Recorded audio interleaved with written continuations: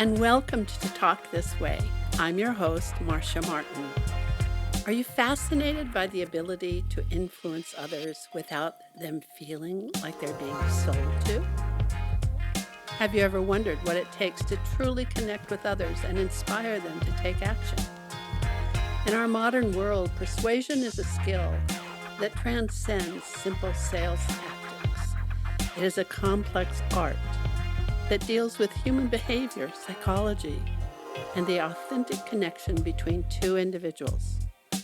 Whether you are selling a product, gathering a team, or simply trying to make a difference in someone's life, the art of persuasion is key. In this episode, we'll dive into the philosophy and psychology of human nature, understand the core principles of generous listening, and uncover the power of asking rather than telling. We'll also explore the importance of cultural sensitivity and how the art of persuasion can be applied in various contexts, including business, relationships, leadership, and personal growth. Are you ready to transform the way you communicate, sell, and inspire? Let's embark on this enlightening journey.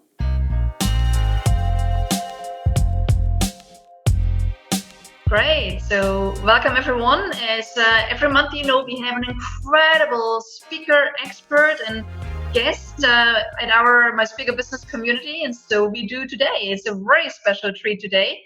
And I know it is also a topic that a lot of you, can't get enough of. It's really all about the art of persuasion, how to sell without selling. Before we jump into that, as you know, these calls are actually run on a monthly basis to inspire you and give you concrete hints and tips on how you can make your speaking business flourish further.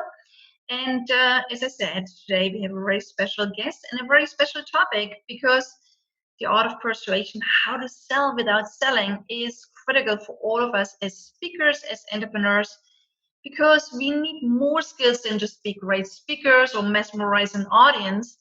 You also need to know, especially when we are running our own events, to fill the room, to invite people, to have an audience to speak to, and also to sell our products and to get others to commit to important issues. And there's a lot of difference between inspiring a person to do something and really selling them to do something. So, as you know, we all hate to be sold to, but we love to buy. So this is what we talk about today.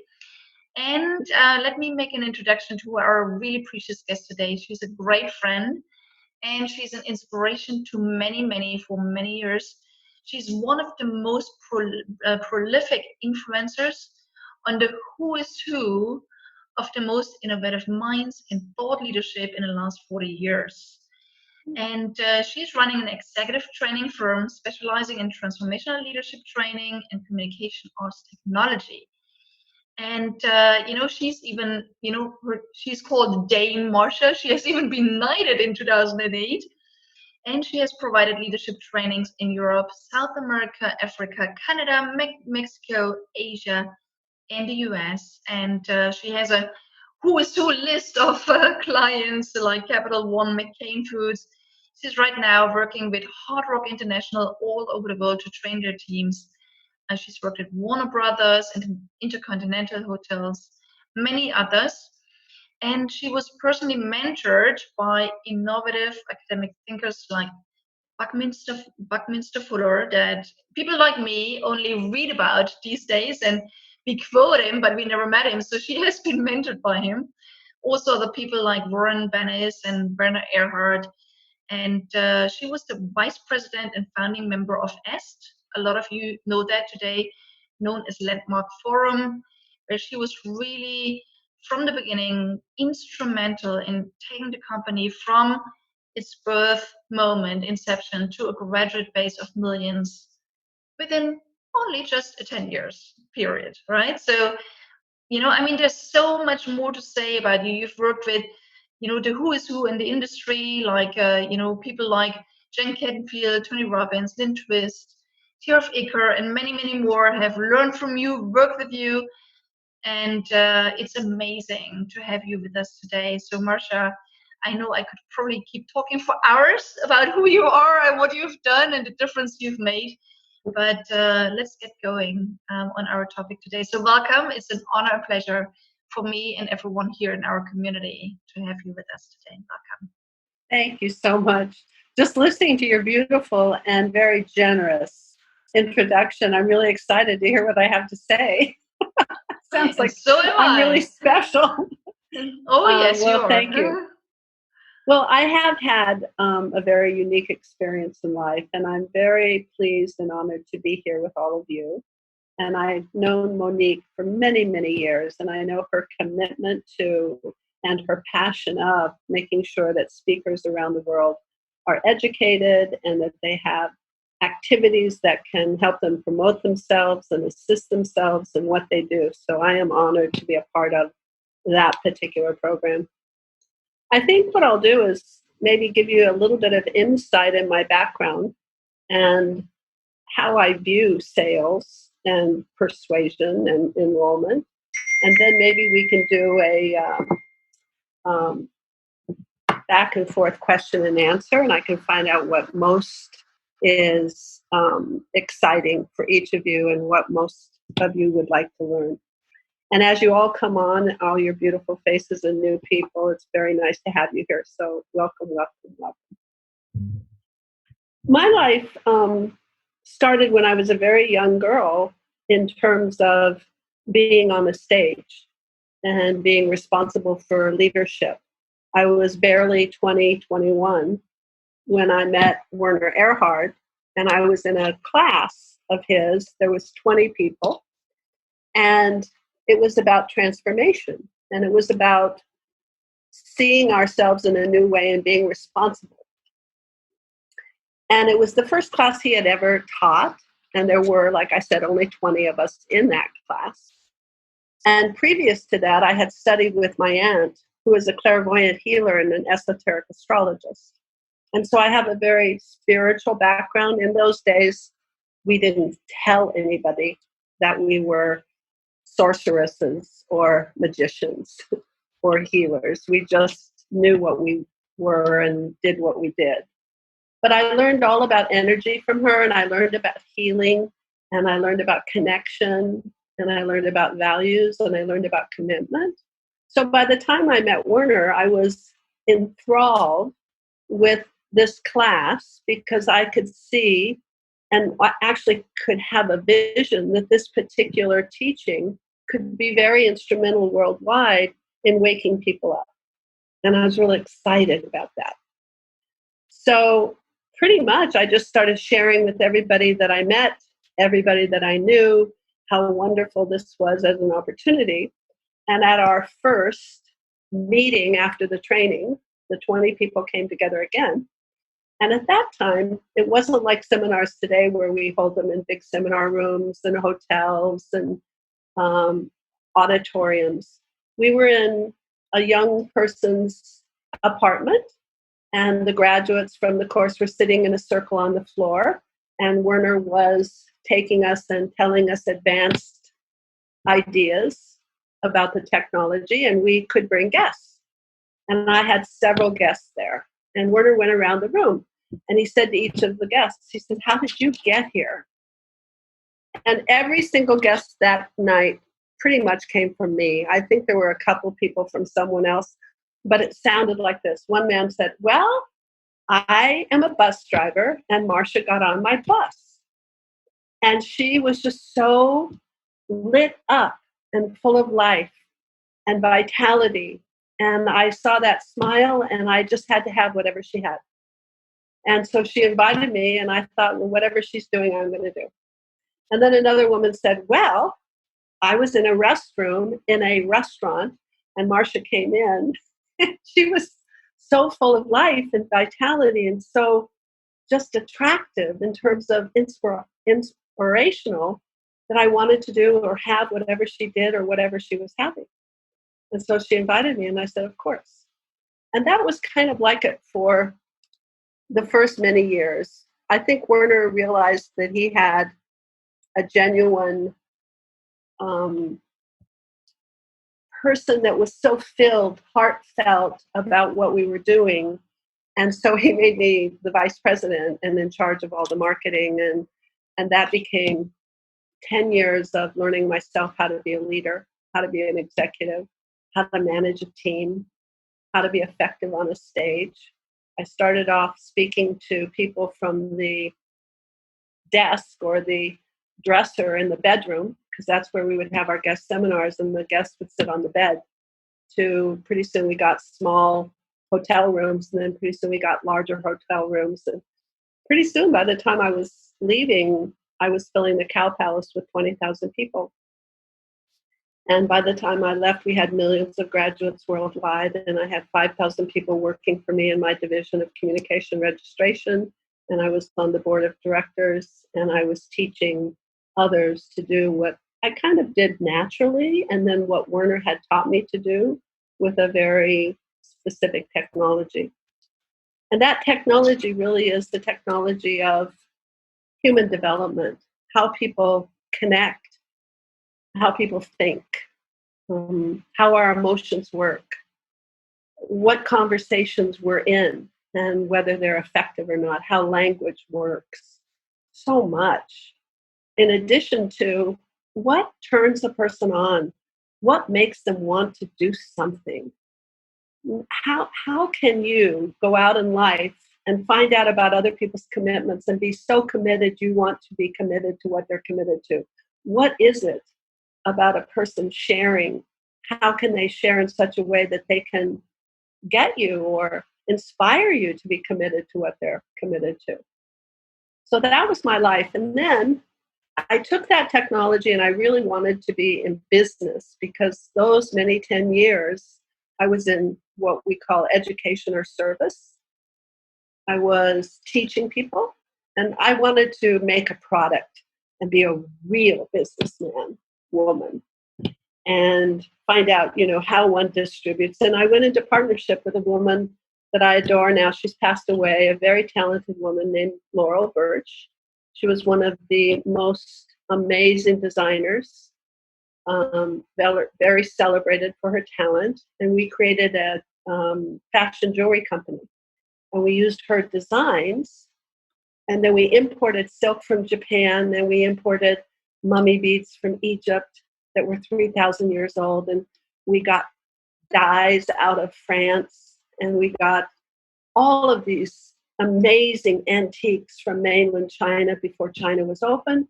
And we had a large workshop in Hong Kong, and we had offices in Los Angeles and San Francisco and New York. And we sold fashion jewelry and distributed it and manufactured it to wholesalers. So we had about 3,500 wholesale clients, everyone from Bloomingdale's to the Smithsonian Institute, on and on. And so I really learned about different cultures and international business, as well as how you make a product, and then how you sell that product, how you distribute that product, how to train your sales staff. And then from that time, I've been really a consultant or a coach to many corporations. And I've done my own seminars, and I've led personal development seminars my whole life called The Power of Speaking. And I have been a coach and an executive trainer for major corporations who have heard about me and brought me into their organizations. And currently, one of my clients, one of my most fun clients right now, is Hard Rock Hotels International. And I work with all the executive teams of all the hotels around the world and train them in championship performance and in communication and in language and how it works and how one creates realities. So that how one can bring into existence a dream, a product, a result, or make a project work, or make a relationship work. So that's kind of my history.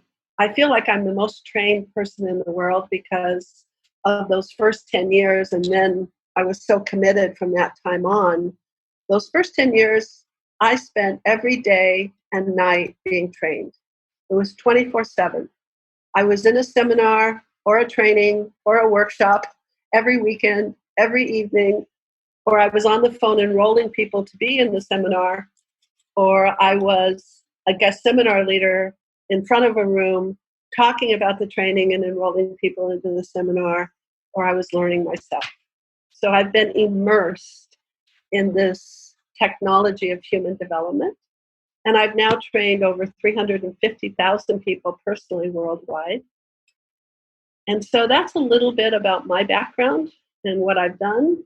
But I would love to find out what you're interested in and what you would like to learn from me, or what you would like me to speak about, because I can speak about everything, as Monique knows. And once I start, my mouth doesn't seem to want to stop. So what kinds of things are you interested in, or what things would you like to know about, or what problems are you having, or breakdowns that you would like to have some coaching on? Right. And remember, you're muted, so you'll have to unmute yourself in case you want to. And if you don't have a question right now, I can give you a little bit of information about enrollment and sales. It looks like what is your name? Chanel, you're muted. You might want to unmute yourself. Yes, wonderful. Thank you for such a lovely introduction. Very inspiring. My name's Chanel Aramelli, and I can just feel the alignment, so that's exciting. Yeah, I could, a question that I know, Monique, you've been addressing with me as well, and so I'd love to hear from you, Marcia, what it takes to, I've been doing one-on-one transformational work, kind of the science and spirituality and behind change in all aspects of life and raising vibration. But to take that from, my reservations are always that, gosh, I work so beautifully one-on-one. I can impact such incredible change. And I really want to touch more lives. And, there's that inner part of us that says, but I'm not going to be able to help them with their problem specifically, because I want to work in larger groups, speak at larger events. I've done some workshops and I want to scale it so I can increase my impact and my income. And really just want to see what inspiration you could share that would help me break through that fear of going from private one-on-ones, which I don't want to let go of, but I want to create more space for group work. Okay. So when I'm listening to you, I'm not sure that the question is really the question you're asking, because you can make an impact, whether it's a group or a one-on-one. That's not really the question, is how do you make an impact? It's more, well, how do you have a group? In other words, one-on-one is a conversation you're having with someone, and somehow in that conversation you inspire them and they get that you can help them, and then they say, I want you to help me, and they sign up for your program. So how do you then get 50 people to sign up for your program, or 100 people to sign up for your program, or 200 people to sign up for your program? And it sounds like that's more of where your question is coming from, rather than how do you help them. If your work is what I'm sensing it is, and you understand those technologies that you're teaching, then sharing that information with people and putting together exercises where people can practice it, then automatically they're going to get benefit. So it's not how can I help them? I would say it's more, well, how do I get 100 people in the room so I can help them? Does that ring more true to you? Okay. All right. Well, then let me talk about my philosophy on sales, because I think that's at the crux of the question that you're asking.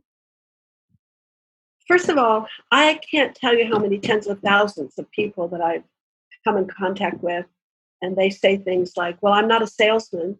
Well, I can't sell. Well, I don't really like to sell, but I'm a really great teacher. I'm a really great speaker. And I'm so committed to giving to people, and I want to help people. And so I have a passion, but I'm not a salesman. And even artists, I mean, I'm talking about transformational teachers because that's the industry that we're in. But when I'm coaching an artist, they all say the same thing. Well, I'm a great artist and I love to paint and I know how to do this, but I don't know how to sell and I don't know how to get my work out there and I don't know how to share my work with people. So there's, first of all, this thing that I have noticed with people that I've never had. So I'm a good person to teach you because it really doesn't exist, really. You are a salesman. That's all you do, every single human being. And to not understand that is what's missing. It's not that you're not a salesman and somebody is. It's just that you don't understand that you are a salesman. And all there is sales. So whether it's you want to invite somebody to dinner, or you want to ask somebody to marry you, or you want to inspire a team to win and tell them why it's worthwhile to go out and play hard even when you're tired, or it's that you want to teach a young child how to go to potty in the toilet rather than in his pants. I mean, there's just all of that is sales. That's all it is. It's pretty much how do I share in a way that you are so touched and so inspired and so moved that you would go through the discomfort of whatever it is that is on your end to actually do the thing that I'm suggesting that you do. So sales isn't a push, it's a pull, is my philosophy. It's not a manipulation, it's an inspiration. It's not a talking someone into something. It's being willing to listen in such a way that they're able to talk themselves out of all the objections that they have themselves.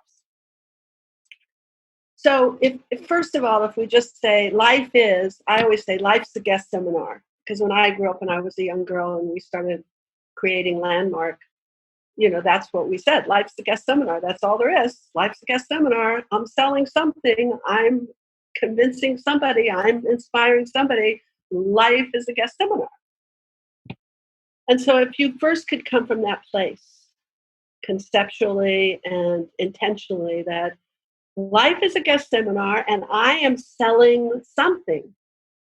I have something that I'm impassioned about that I want others to be involved with, whether it's come to my seminar or whatever it is, buy a product, take a class, do something uncomfortable. Now, that's kind of the ground of being is what I call that's the ground of being. You have to come from that place. You can't be saying, I'm not a salesman. You have to allow and accept the fact that that's all you are. And all life is a opportunity to sell whatever it is you're selling. That's the whole game. So if you can get yourself to that place, then a little bit more it becomes fun because it's a game. You're involved in this game of, I have something and I really want you to do it with me. And now it's a puzzle. Well, how do I share myself in such a way that you agree to do that with me? So we have that spirit of it's fun. It's not hard. It's fun. It's not bad. It's not terrible. It's good. It's all there is. It's what's life. It's a journey like that. Then here's how I look at it. You have to consider that if you break sales down, there's certain things that people need to know the answers to be able to say yes or no. They need to know the answers for themselves, whether they want it, whether they need it, and whether they can afford it. Right? Then there's a fourth thing, which is whether or not, once they know that, they're going to do it. So first of all, it's a question. Do I want it? Do I need it? Can I afford it? And then it's a decision. Am I going to do it or not? How sales works in the oldest paradigm, in the most dinosaur way of looking at sales, in the way where we say, you're a snake oil salesman, you're pushing me, you're pressuring me, that kind of dynamic. How it works when you break it down is a salesman tells you what you want, what you need, and what you can afford. Now, I want you really to get this because we do it all the time. We say things like, oh, you should do this. Oh, you're going to really love this. Oh, this is going to be really good for you. Oh, you can afford this. I mean, you have a glass of wine every night. So, if you have, instead of one, you have a half, then you save 5 cents. And if you save 5 cents every day, then you can afford this. So all of those things are me telling you what you need, what you can afford, and what you want. Can everybody kind of understand what I'm saying? Just shake your heads and like you're on the same page here. Okay, great. Now that is a manipulation.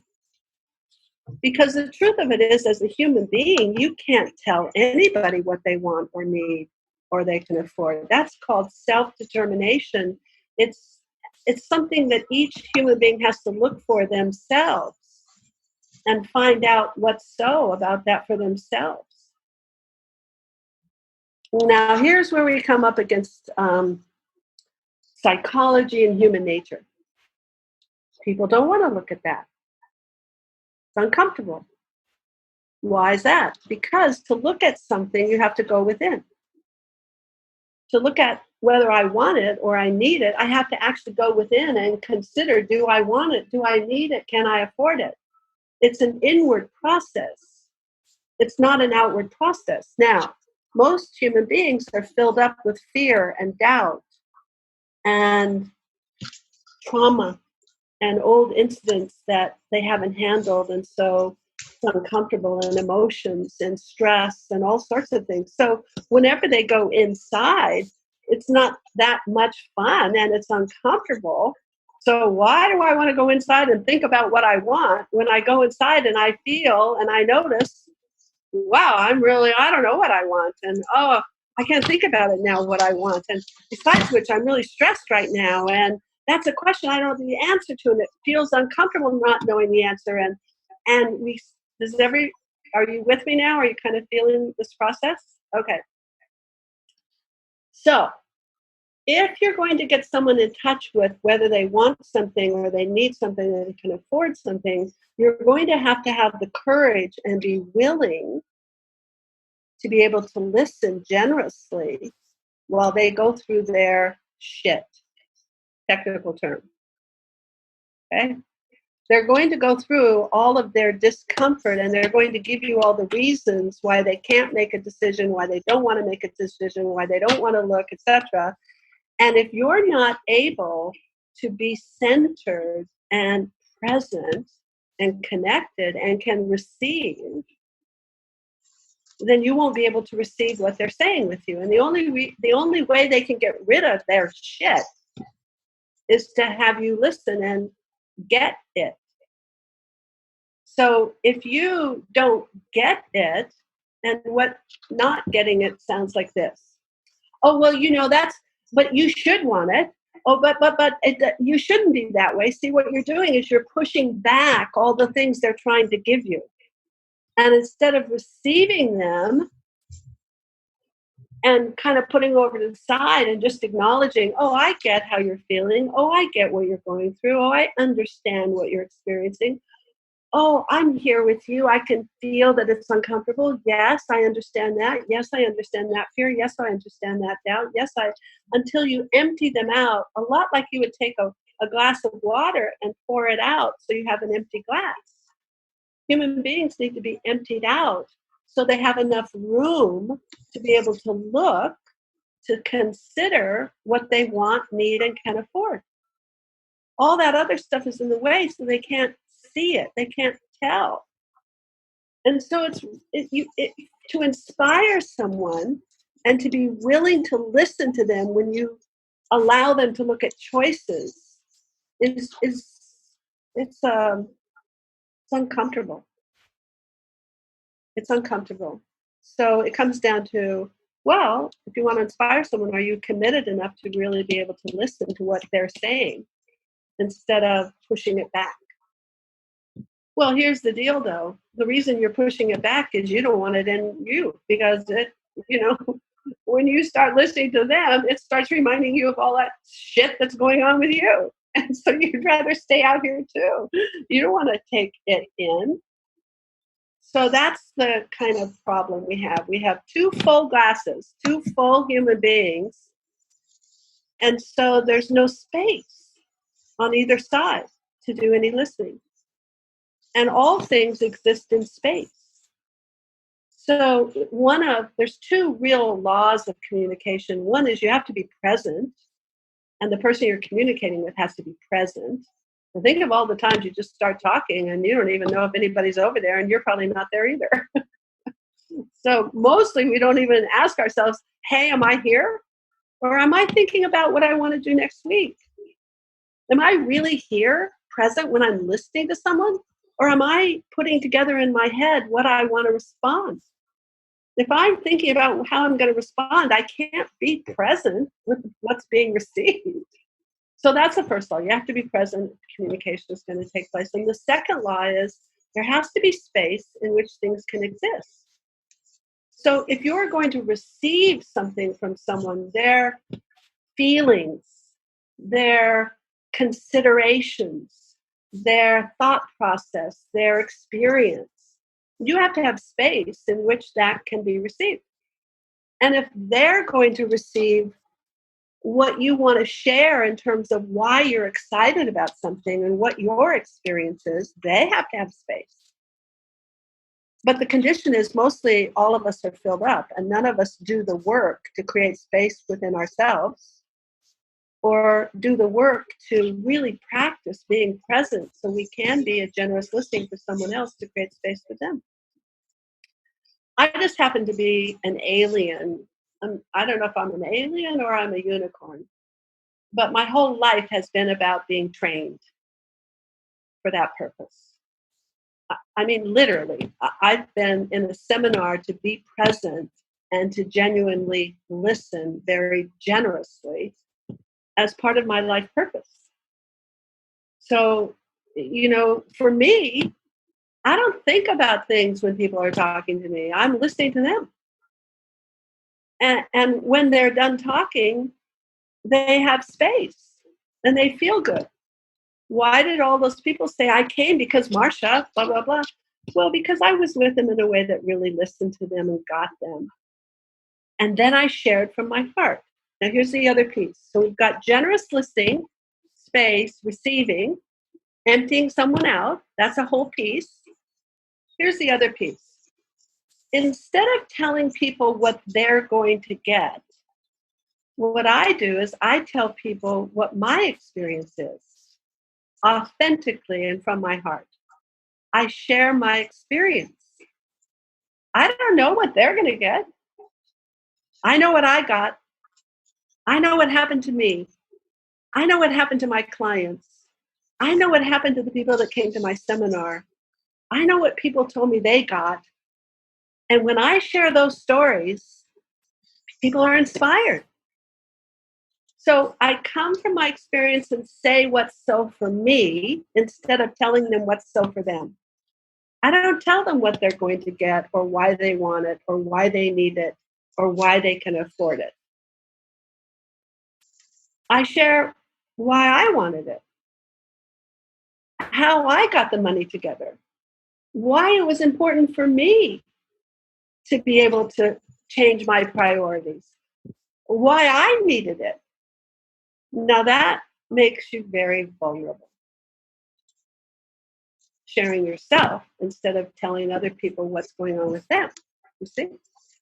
So first of all, if I can be present and then I can come from, hey, life is a guest seminar and here it is, I'm going to share this great thing that's going on with me. And then I can listen to whatever they're giving me and not push it back, but actually consider it's possible. Instead of saying, well, that's not the way it is, you don't understand. I listen as if they're brilliant and as if it's possible. That's called generous listening. I don't listen as if people are idiots and if they don't know. And everybody I come in contact with, I just say to myself, look, here's a brilliant person who's got something possible to share. And from that point, I'm a receiver. I love getting what they have to tell me. And I can say, okay, oh, I got it. Oh, I understand. Instead of saying, well, that's not what you should feel. Well, that's not how you should do it. Now you go, oh, I get it. Okay, thank you for telling me. Now, if I can empty out enough and if I can share vulnerably enough, after a while, they've got some space. Then I can ask them questions. Instead of telling them what they feel or what they want or what they need, I can say, well, do you think this would be valuable for you? That's a question. I'm not telling them it would be valuable for them. I'm asking if they think it would. I already know it's valuable for me. I got a lot of stories I can share. And I'm just interested, is this something that you might benefit from? Is this something that you might like to do? Is this something that might be of value to you? Is this something that you think would be a priority in your life, to be uncomfortable to do something to make sure you gave it to yourself? I'm asking questions. And I know, because I'm trained, when I ask a question, they're going to go inside. You can't ask a question out here and get the answers out here. When somebody asks you a question, you look up, you look to the side, you look down. You're doing triggers in your brain that cause you to access your internal experience. You're going inside to look. And I also know, and I'm very compassionate about this, because I know my own fears, that when people go inside, they're going to get in touch with things that are uncomfortable for them to look at, because most of us haven't handled our shit. It's still there lingering around. And so I know that. And I know they're going to say things like, well, I just don't want to do this. I hope you understand. And I know that they're going to get a little more emotional. They could get angry even. But I don't take it personally. I know they're sharing whatever's going on with them. And then I can say, oh, thank you. I do understand. Thank you. I'm glad you told me that. Okay, fine. Good. All right. Fantastic. Thank you again. Good. Anything else? What else do you feel? What else do you think? Oh, thank you for telling me. All of those are receiving kinds of words, just letting them know I got what they said. I'm not putting anything in. I'm still taking things out. And when I can see that there's some space there within themselves, again, I'll re-ask a question. I might say, well, would you like me to tell you some of the things that happened to me? And either they will or they won't. It's not a manipulation. I'm not trying to get them to say yes. I'm actually interested if they want to hear any more questions or any more stories. And if they do, then I tell them some more stories from my heart about me, about people that's gone through it. I don't tell them what they're going to experience. I don't know. And then I ask the question again, well, what do you think? Do you think this is something that you would get value from? Now, notice I didn't ask them, are you going to do it? I asked them questions around, do you think this would be good for you? Do you think that you would want something like this? Do you think you could get value? Do you think that you could get it together to be able to handle it financially for yourself? Those are all questions I'm asking them, what they want, what they need, and what they can afford. Because those are self-determined answers. I can't tell them what they want, need, and afford. I can only ask them and give them some courage to look and stay in there with them while they go through the bumpy road of being afraid to answer and being not confident or being unclear, and share some more stories. So I'm sharing my experience. I'm receiving and listening. I'm asking some questions that keeps them going back inside. At some point, they will indicate by how they share that they do want it or they do need it or they can afford it. They will say something like, yeah, this sounds like it would actually be really good for me. You know, I can see how this would be something that I could get value from. Now, what a salesman does is exactly the opposite of what I'm telling you. In other words, I'm asking them the answers to their questions, whether they want, need, or can afford it. A salesman tells them the answers. A salesman says, you need this. You are going to get so much value from this. This is going to be so good for you. You can afford it. That's a salesman telling them what they need, want, and afford. I'm asking them. And I'm being there with them so they can be safe enough to actually look, because they're in this world of, most of us don't even know what we want. We're not clear on it. We haven't looked. And then a salesman does something that's also opposite of what I want you to do if you're going to be an enroller. A salesman sits back and says, well, are you going to get it? So remember I told you there's the whether you want it, you need it, and afford it, and then there's whether you actually get it or not, right? The salesman tells you you want it, you need it, and afford it, and then sits back and lets you decide whether you're going to get it. Now, the most important questions are whether you want it, need it, and afford it. Those are the most important. That's theirs to determine. But the most uncomfortable thing to do is to make a decision, yes or no.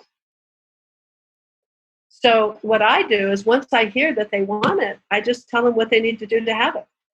I don't ask them if they're going to do it. I tell them how to do it. I go, great. Okay, well then why don't you fill out a deposit here? Go get your credit card and tell me what the number is on it. Okay, fine. Let's look at your calendar and determine, are you going to be in the first course or the second course? Do you want the red earring or the green earring? You see, it's like, this is how you get it. I'm giving them instructions. I'm not asking them whether. And when you put all of that together and you throw in a little dose of loving people, it's just about, it's a human being. They're real. They have fears just like you. They have love just like you. They have trauma just like you. It's like, it ain't the easiest thing being a human being sometimes. So, if you can love them through it, and sometimes it takes a year, and sometimes it takes a month, and sometimes it takes a minute. Sales isn't one of those things that, okay, now I'm going to start selling. Okay, now I'm done selling. No, it's like ongoing. And a person might get to a place where they say, well, I'm not sure if I want to be in your coaching program. I say, okay, fine. Well, do you want me to continue to have you on my mailing list? Do you want me to tell you more stories? I accept their particular answer because it's their answer.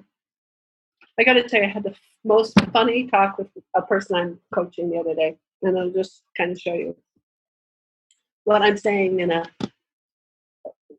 way that makes it fun to consider. Because most of us think of selling as, I've got a course that I want you to do, or I've got a book that I want you to buy, or I've got a widget that I want you to get, right? So she said to me, I really need help on helping my 2-year-old get potty trained. I said, okay, well, tell me what you're doing, and I can probably give you some advice. Because I'm listening to who she is, how she's saying it, what's happening.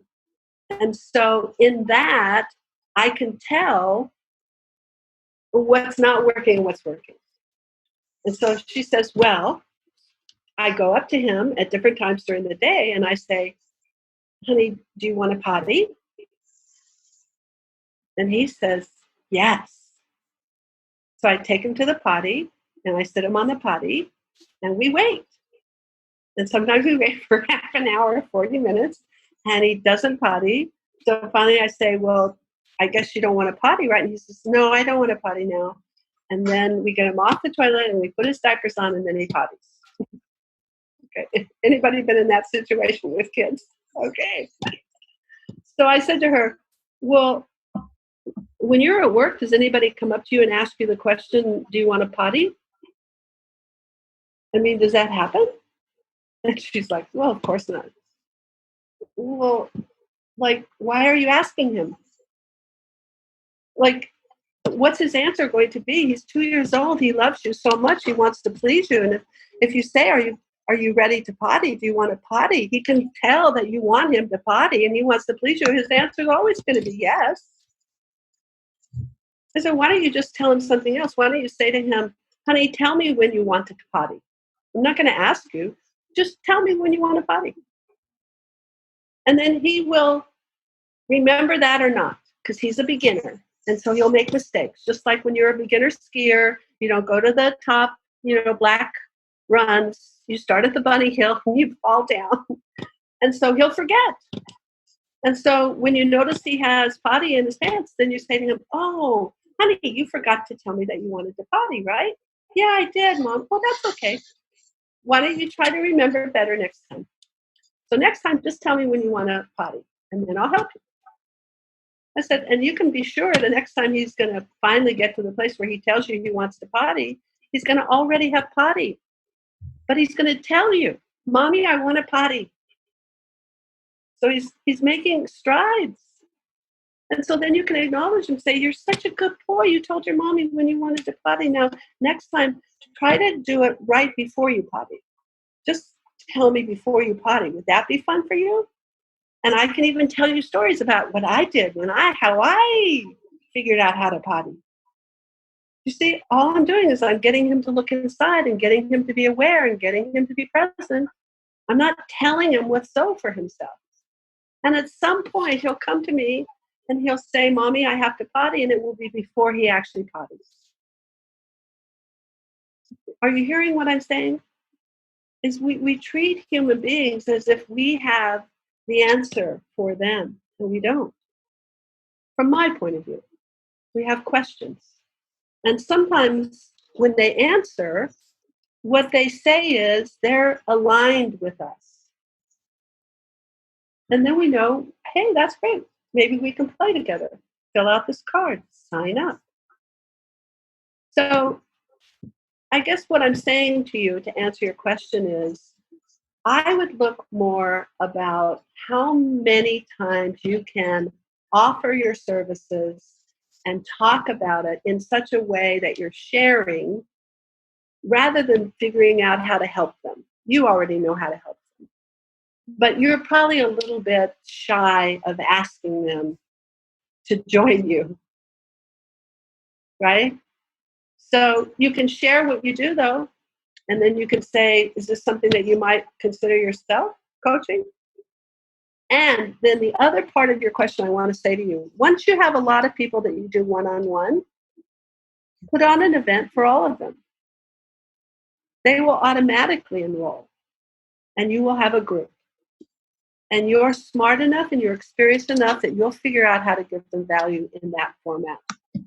But I think it's not that you're concerned about how to give value. I think you're just concerned about, I'm a little scared to actually take the chance of getting 50 people, and be willing to have 50 no's before you get a yes. That's part of it too, yeah? Does that help? Awesome. Okay, good. And does that help some of you, the others in the room? Are you listening? Is this value to you? Okay, good. And do you have other questions or comments? Yeah, Paul asked a question. Paul, do you want to unmute yourself or do you want me to read it out? I don't even notice over here people are doing this. Okay. What was the last step? Sign up, do you see cultural differences, especially with international teams? Yes. Well, first of all, that's a great question. Thank you for asking it, Paul. Paul is bringing awareness to the fact that we all have different perspectives and we all have different cultures and beliefs and systems, and that we need to be smart enough to honor that and understand them. So I'll tell you something my aunt taught me when I was maybe 18, 17. And I'm not going into a religious thing here. I'm going into more of a spiritual thing, but I'm using it as an example for you, Paul, in terms of your question. She said, "Marcia, God is always the same. God doesn't change." She says, "But many people have different ideas about how they see God and how they hold God and what God is for them. So if you want to be effective as a human being, you need to know how to speak in people's languages. You need to know how to see from their perspective." So she told me I should study all the world religions, which is one of the things I did by the time I was 20, so that I could, because I knew God's the same. So if somebody wants to call God this in their language, that's fine. I'm in their language. So why can't I call God that with them while they're in that conversation? Do you understand? So what she's also saying, what I would say to you, Paul, is cultural differences are about awareness. If you're going to be involved, I did business in China for years. And let me tell you how it used to be before China was open. When I went to China, I took a flight to Hong Kong. Then we took a train across the New Territories, which now is big buildings and shopping centers and all sorts of things. But used to be rice paddies. That's all it was, miles of rice paddies and rice fields. And we would take a train across the New Territories, and we would come to the edge of the river. There's a river between the Hong Kong territories and mainland China. And they would say goodbye from Hong Kong. We would take our luggage and get off the train. And we had to walk our luggage over the river ourselves into mainland China, which was an entirely different world. A different world. I was a 5'6" woman, blonde, American, white. Do you understand? I had 300 people in a circle around me every place I walked, standing about 5 feet from me. So I'm like in the middle of this gigantic circle of people wherever I went, and they would be like this as I walked down the street. It was amazing. So here's how business went. Now, I was smart enough to ask my partner, who had also been to China and had done business with the Chinese, how it worked. And that's part of what Paul's saying is there are cultural differences, and you better understand that culture and not require that they talk to you in your language, but learn their language, not the actual language, but their customs, the things that are taboo, the kinds of things they do or don't do, so that you can honor their culture and you can be in a conversation in their language. And so she taught me what was going to happen. But this is what happened. We would start the day and we would go for 45 minutes. Oh, I'm so honored to do business with you. Oh, we're so honored to do business with you. We can see that this is going to be a great partnership. Oh, we can see this will be a great partnership too. It is our honor to be able to be in business with you as we drink tea. 45 minutes back and forth. You're wonderful. We're so glad to be in business. You're so wonderful. We're so glad to be in business, blah, blah, blah. And that would last for 45 minutes. And literally, I saw Americans. I didn't see any other women, but I saw a couple of other men at the time I was in China then, and they were never invited back because they wanted to get to the point. And they didn't understand, no, there's a saving face kind of tradition where you honor and you drink tea and you say how much you enjoy each other. And you got to go through that. Now, we started at 9 and then at 11, and that was 45 minutes. So we do business after the 45 minutes, but at 11, everything stopped. Like if they were in the middle of a sentence, they would stop in the middle of the sentence and say, it's lunchtime. And from 11 to 2, we would be off while they did their resting or whatever they did. Now, here's the deal. We would come back at 11 or at 2. We would have to go through the 45 minutes again. We already did it at 9, but at 2, we did it again. Such an honor to do business with you. I so appreciate doing business with you also.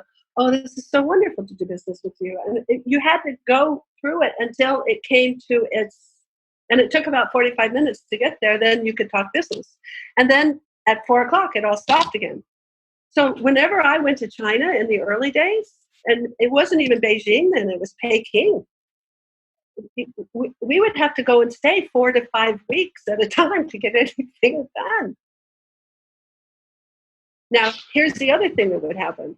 At night, we would go to dinner with the Chinese businessmen, and they all smoked. And we'd be clouds around us, right?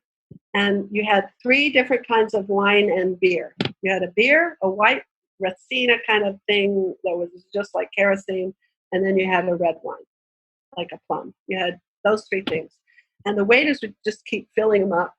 So first of all, you had to like really stay present so you could breathe, because it was like, and nobody talked business, even though it was a business meeting.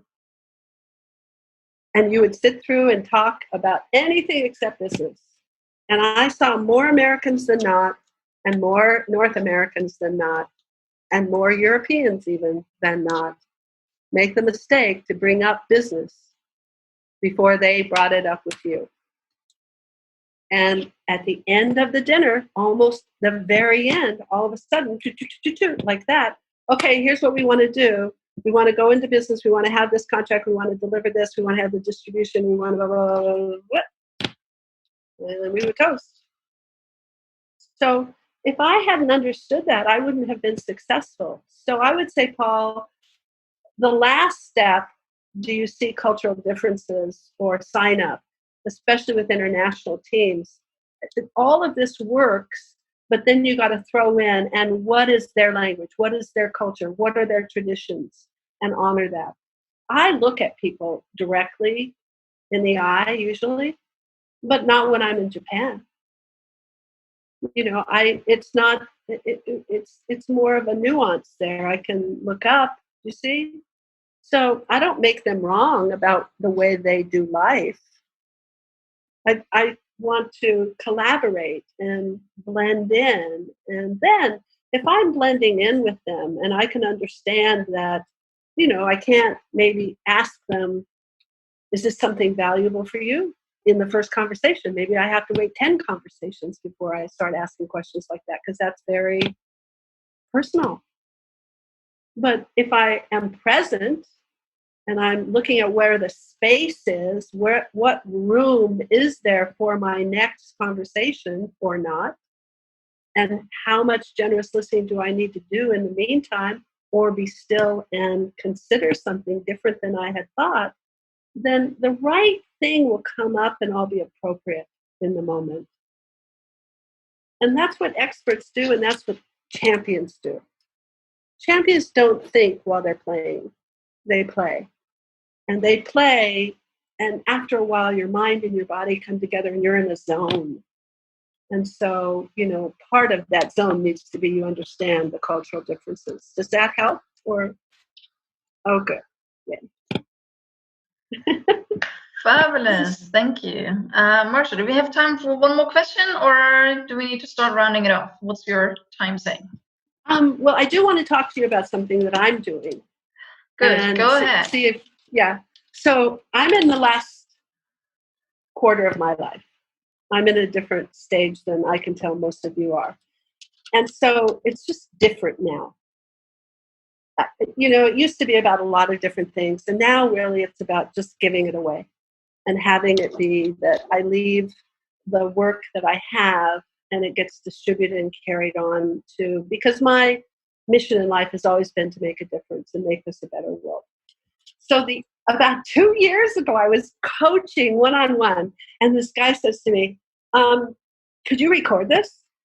Now, I'm not good at cyber shit, whatever this is. You know, we're on Zoom. I know about two things. Like, somebody has to tell me how to get to the chat and remind me to look at the chat. So I go, I don't know how to do that. Nope. And he says, okay, well then just, here's what you do. Go up to this place, make me the host, and I'll record it. Like, okay, fine, I can do that. So I pushed the blah, blah, blah. He became the host and he recorded. 2 weeks later, we're on the coaching call again. And he said something like, wow, I was listening to that recording and it was so amazing what I got after I listened to it. And I was amazed. I said, you listened to it again? Really? Oh, Marcia, I listen to it every day. I go, come on. You don't listen to it every day. He says, no, I do. He says, you're my morning. You know, I put my cat in my lap and I have my tea and I listen to my coaching session with you. He says, I learn something new every time. So I actually thought, well, I'm going to listen to it. So I listened to it. And you guys, you know what? It was amazing. It was amazing because I was listening to the way I speak and what I say and how I say it and how I explain things. And so I have been saving all of these videos for the last 20 or 25 years. I have pretty much recorded everything I've ever done because I thought someday I'm going to transcribe it and I'll have my book. And I just never have. So a friend of mine about 6 months ago, he says, hey, let's do this together. So I'll do this for you. I'm setting up a website. We're going to upload all of your workshops, your speaking engagements, your podcasts, and we're going to create like a Netflix of Marcia Martin. We'll have a membership club. So we did it. We did it. It's fantastic. It's amazing. It's like really looks good and everything. So it's like a Netflix. It's called the Marcia Martin Club, the Marcia Martin Membership Club. It's $10 a month because I just want to make it available. You know, it's workshops that I've been charging anywhere from $800 to $1,200. They're 3 days each. There's speaking engagements. There's CDs that I've made, and we're continuing to upload. So if you go to marciamartinclub.com, and it's MarciaMartin club.com, you can register. Now, here's what I've been finding, and now I can promise. So I had a little beta group, about 20 people. Older, younger, different traditions, different customs, different everything, to see, you know, how do you like it? What do I need? Blah, blah, blah. It's very simple. You just go in, you click on, if you want to watch a workshop, then it opens up and it's a 3-day workshop. It's broken down into modules, and it tells you how much time each module is. It tells you what each module is about, so you can pick. If you want to learn about sex, and I've got lots of stuff in there, and relationships or leadership or championship or selling, is fabulous, right? And then you can watch. Now, here's what I found out, and here's what I'm promising. You or anybody you know, register and watch it and listen to it for 30 minutes a week or an hour every 2 weeks for a few months. Here's what people are saying. Marcia, my brain is being rewired. Marcia, I have this thing I've been dealing with my mother for all of these years. And after listening to a workshop of yours, I changed what I did. I said this to her and it worked. We're getting those kinds of results. So I am so excited. I would love for you and be honored if you would consider being a part of it. And whether you're a part of it or not, if you would get the word out, marciamartinclub.com. So any questions about that? You can tell I'm so excited because it's like I know, and it's fabulous. I mean, it's your whole lifetime just packaged into one space, which is amazing. Yeah. What a gift! And we're uploading. We're going to have in this next year. We're creating webinars, and we'll have live events. And we're getting to that place. But right now, we're doing. It's very simple right now. All right. So, do any of you have any more questions or comments before we turn off here? It's been an hour, so I'm done talking. Yes. There's still one question, but I'm not sure if you're still ready to answer that, from Roger. He's saying, normally they say the belief among speakers is that to be effective, it has to be all about the audience, about the person you speak to, not yourself. And you're saying that we should actually share our own stories, right? So what are your thoughts on that? Here's my thoughts on that. You should do an audience analysis and be considerate of who you're speaking to. Just like Paul said about different cultures. You need to understand who your audience is. When I speak to bankers, it's different than when I speak to movie producers. I'm working with Hard Rock Hotels right now, and those guys are fun. And they are, they rock. And we have concerts.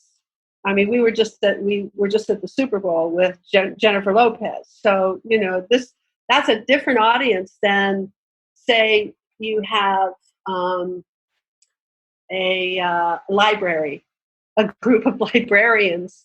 It's just a different audience. It doesn't mean that you speak about them. It means you speak about yourself, considering who you're speaking to. So if I'm with a lot of marketing people, when I'm on stage, I'm like this. If I'm with bankers, I'm like this. Okay? But I'm still sharing about myself, but I do it a little, I tone it down a little bit. I decide I don't say things like shit, and I don't talk about sex. But, with the marketing people, I do. So that's my answer to that. Does that make sense and help a bit? Brilliant. Before we emphasize again the amazing once-in-a-lifetime Marcia Martin, I'd love to give 30 seconds to Paul very quickly, because Paul is a very special guest with us today as well. Paul is actually the current president of the Global Speaker Federation. And Paul, we're going to meet in 2 weeks in Namibia. Do you want to say something about the upcoming event, and then we one again, shower Marcia with our Marcia love. Well, as you say, the Global Speakers Federation is now 17 international associations. We have now Russia included. And once every 2 years, we come together in a country somewhere in the world. And this year it's Southern Africa, so Namibia. It's very safe. So if you have time, please come there. It's one of the amazing African countries where you should go. We will have 4 days with 65 international top speakers on stage. But we will have a lot of fun as well. So the Global Speaker Summit, GSS 2020, that's the website and the Facebook page. And we will be there and we will have a lot of fun. And it's cheap over there. So the flight might be European prices. Comparatively so. If you live there, they probably don't think it's cheap. But if you live here, we think it's cheap. It's quite cheap. The flights will be more expensive, but no, it will be a lot of fun to be with 150 international colleagues in a small German-like town. So it will be fun. Thank you. Yeah. Great. And I can't wait to be there with all of you. And, let's not talk about cheap. Let's talk about it's priceless to be there, right? Because honestly, it is. I mean, for me personally, just practicing what Marcia told us, I've been to the GSS in Vancouver and it was mind-blowing. I mean, I met incredible speakers. I met event organizers. I met incredible connections. I interviewed a lot of those people. We learned a lot. We shared a lot with our community. So, if you are a speaker, you want to be amongst other amazing speakers and, open yourself doors all over the world. So it was amazing for me. If you still don't have plans in 2 weeks and you want to come and join us, join us. If you cannot make it this time, definitely look into where is your local speaker association and join that one and really connect with local speakers and join us again in 2 years when we meet somewhere else. But again, it's 2 weeks, so it's not too late. You can still sign up. And Paul and I will be there. It's going to be amazing. However, we're going to round this off with you, Marcia, and I'm also going to be sharing the GSS 2020 link in all our communities we have, so everyone has access to that, Paul. And also, let me share with you the link to Marcia's direct website here, marciamartin.com. Oh, sorry, I don't want to send that to Marcia. I want to send that to everyone, actually. Okay. So, check her out. I mean, I've known, as Marcia said, we've known each other for quite a few years. And I have to say that I learned so much from you. And it's changed my life. It's changed my work. It's changed everything in so many ways. And I'm a speaking trainer. But you know what? If there's someone to learn something about really the fundamentals on speaking, you definitely want to learn from Marcia. And so the Marcia Martin Club is definitely like a pot of gold and more, and jewels and everything else you find in Namibia and anywhere around the world. So, but I hope you all enjoyed this session today, and I highly recommend you listen to it again and again and again. And I know I will. Because I've worked with Marcia many years, which means that I do understand the power of what she said, because I'm living it today. 10%, 90% to come. Okay, so anyhow, I hope you all enjoyed it. Thank you, Marcia, for being here with us. Thank you for sharing your wisdom. Thank you for your amazing work you do in the world. And again, let's go out there and just, create space. Because Marcia, one of your greatest quotes that I kind of became part of my system is either space or things in space. So first we need to create space, and then we can put in our precious gifts. So thank you for being our precious gift tonight, Marcia. Thank you all for your incredible work you do in the world. Janelle, Roger, Tanya, Paul, Danya, everyone's here with us. Keep doing it and step up. Okay. Become a master of persuasion, and now you have the tools of how to make it happen. And next month again, we're going to be here and have another precious guest. And in the meantime, Marcia, you're part of my speaker business community, so you can watch out on what people are posting. So everyone also share how this call was for you, and if any questions come up, there's always an opportunity to connect with Marcia and everyone else. Excellent. Okay. Thanks for listening to Talk This Way. If you enjoyed the episode, Follow the show on Apple Podcasts, Spotify, or wherever you listen to podcasts. And for access to training, courses, and other ways to learn from Marcia, visit marciamartin.com. That's MARCIA.